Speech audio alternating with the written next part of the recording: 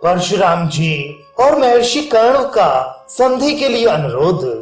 वैशंपायन जी कहते हैं, जब भगवान कृष्ण ने ये सब बातें कही तो सभी सभासदों को रोमांच आया और वे चकित से हो गए। वे मन ही मन तरह तरह से विचार करने लगे। उनके मुख से कोई भी उत्तर नहीं निकला।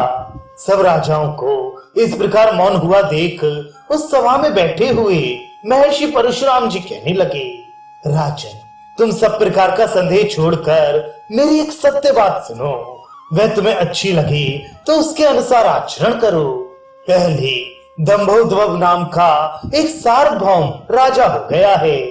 वह महारथी सम्राट नित्य प्रति प्रातः काल उठकर ब्राह्मणों और क्षत्रियों से पूछा करता था कि क्या ब्राह्मण, क्षत्रिय, वैश्य और शूद्रों में कोई ऐसा शस्त्रधारी है जो युद्ध में मेरे समान अथवा मुझसे बढ़कर हो। इस प्रकार कहते हुए वह राजा अत्यंत गर्वोन्मत्त होकर इस संपूर्ण पृथ्वी पर विचरता था। राजा का ऐसा घमंड देखकर कुछ तपस्वी ब्राह्मणों ने उससे कहा, इस पृथ्वी पर ऐसे दो सत्पुरुष हैं जिन्होंने संग्राम में अनेकों को परास्त किया है।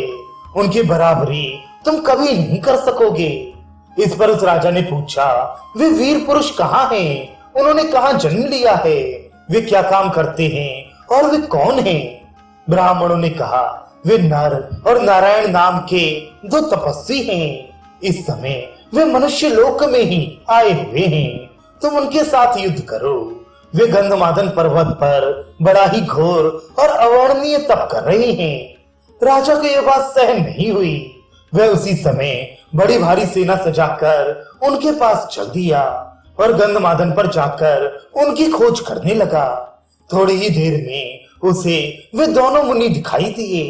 उनके शरीर की शिराएं तक दिखने लगी थीं। शीत, घाम और वायु को सहन करने के कारण वे बहुत ही क्रश हो गए थे।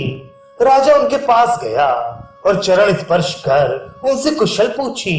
मुनियों ने भी फल, मूल, आसन और जल से राजा का सत्कार करके पूछा, कहिए हम आपका क्या काम करें? राजा ने उन्हें आरंभ से ही सब बातें सुनाकर कहा कि इस समय मैं आपसे युद्ध करने के लिए आया हूँ। यह मेरी बहुत दिनों की अभिलाषा है, इसीलिए इसे स्वीकार करके ही आप मेरा आतिथ्य कीजिए। नर नारायण ने कहा, राजन, इस आश्रम में क्रोध, लोभ आदि दोष नहीं रह सकते। यहाँ युद्ध की तो कोई बात ही नहीं है। फिर अस्त्र शस्त्र या कुटिल प्रकृति के लोग कैसे रह सकते हैं? पृथ्वी पर बहुत से क्षत्रिय हैं। तुम किसी दूसरी जगह जाकर युद्ध के लिए प्रार्थना करो। नर नारायण के इस प्रकार बार बार समझाने पर भी दंभोद्भव की युद्ध लिप्सा शांत ना हुई और इसके लिए उनसे आग्रह करता ही रहा। तब भगवान नर ने एक मुट्ठी सीके लेकर कहा, अच्छा, तुम्हें युद्ध की बड़ी लालसा है तो अपने हथियार उठा लो और अपनी सेना को तैयार करो। ये सुनकर राजा और उसके सैनिकों ने उन पर बड़े पहने बाणों की वर्षा करना आरंभ कर दिया।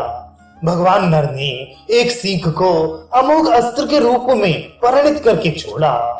इससे ये बड़े आश्चर्य की बात हुई कि मुनिवर नर ने उन सब वीरों की आंख, नाक और कानों को सीकों से भर दिया। इसी प्रकार सारे आकाश को सफेद सीकों से भरा देखकर राजा दंभोद्भव ने उनके चरणों में गिरकर इस प्रकार कहा, मेरी रक्षा करो, मेरी रक्षा करो। तब शरणागत वत्सल नर ने शरणापन्न राजा से कहा, राजन, तुम ब्राह्मणों की सेवा करो और धर्म का आचरण करो। ऐसा काम फिर कभी मत करना।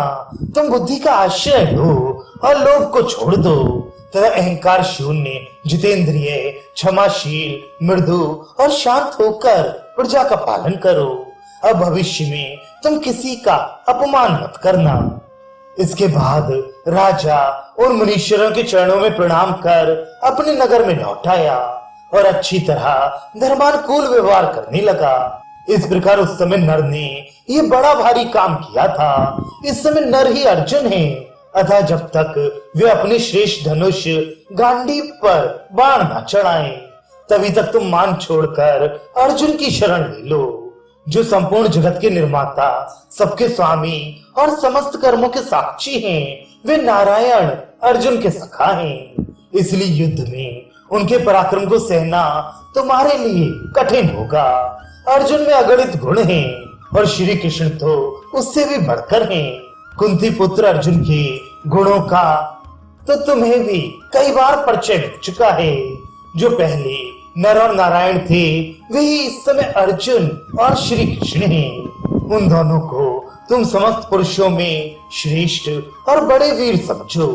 यदि तुम्हें मेरी बात ठीक जान पड़ती हो और मेरे प्रति किसी प्रकार का संदेह ना हो, तो तुम सद्बुद्धि का आश्रय लेकर पांडवों के साथ संधि कर लो। परशुराम जी का भाषण सुनकर महर्षि कर्ण भी दुर्योधन से कहने लगे, लोक पितामह ब्रह्मा और नर नारायण ये अक्षय और अविनाशी हैं। अदिति के पुत्रों में केवल विष्णु ही सनातन, अजय, अविनाशी, नित्य और सबके ईश्वर हैं। उनके सिवा चंद्रमा, सूर्य, पृथ्वी, जल, वायु, अग्नि, आकाश, ग्रह और तारे ये सभी विनाश का कारण उपस्थित होने पर नष्ट हो जाते हैं।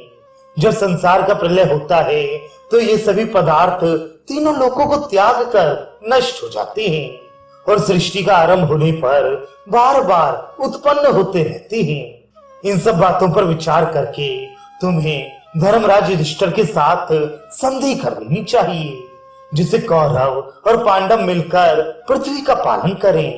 दुर्योधन, तुम ऐसा मत समझो कि मैं बड़ा बली हूँ। संसार में बलवानों की अपेक्षा भी दूसरे बली पुरुष दिखाई देते हैं। सच्चे शूरवीरों के सामने सेना की शक्ति कुछ काम नहीं करती। पांडव लोग तो सभी देवताओं के समान शूरवीर और पराक्रमी हैं। वे स्वयं वायु, इंद्र, धर्म और दोनों अश्विनी कुमार ही हैं। इन देवताओं की ओर तो तुम देख भी नहीं सकते। इसलिए इनसे विरोध छोड़कर संधि कर लो। तुम्हें इन तीर्थ स्वरूप श्री कृष्ण के द्वारा अपने कुल की रक्षा का प्रयत्न करना चाहिए। यहाँ महातपस्वी देवऋषि नारद जी विराजमान हैं।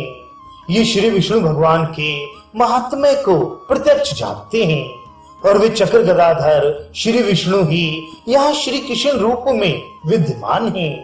महर्षि कर्ण की बात सुनकर दुर्योधन लंबी लंबी सांस लेने लगा। उसकी त्योरी चढ़ गई और वह कर्ण की ओर देखकर जोर जोर से हंसने लगा। उस दुष्ट ने कर्ण की कथन पर कुछ भी ध्यान नहीं दिया और ताल ठोककर इस प्रकार कहने लगा, महर्षि, जो कुछ होने वाला है और जैसी मेरी गत होनी है, उसी के अनुसार ईश्वर ने मुझे रचा है और वैसा ही मेरा आचरण है। उसमें आपके कथन से क्या होना है।